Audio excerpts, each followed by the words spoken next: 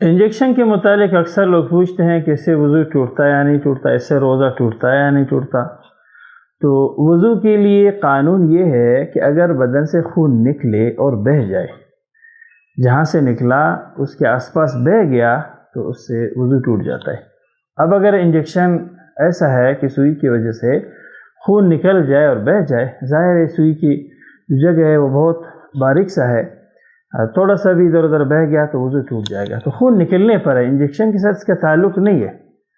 Injection کی وجہ سے اگر خون نکل گیا تو وضو ٹوٹ جائے گا، اگر خون نہیں نکلا تو اس سے وضو نہیں ٹوٹے گا، اور یہی حال ڈرپ کا بھی ہے۔